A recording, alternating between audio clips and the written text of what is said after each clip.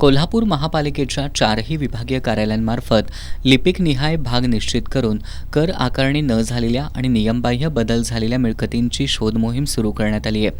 या मोहिमेत आत्तापर्यंत 204 कर आकारणी न झालेल्या मिळकती, 66 मालकाऐवजी भाडेकरू वापर असलेल्या मिळकती तर 29 क्षेत्रवाढ झालेल्या मिळकती आढळून आल्यात। संबंधित मिळकतींची मोजमापही पूर्ण करण्यात आली आहेत।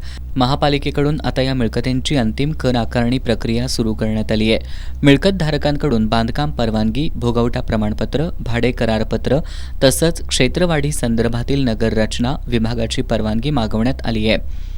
कागदपत्रे सादर करण्यासाठी 7 दिवसांची मुदत देण्यात आली असून मुदतीत कागदपत्र न दिल्यास संबंधित मिळकत अनधिकृत समजून नियमानुसार कर आकारणी करण्यात येणार असल्याचं प्रशासनानं सांगितलं।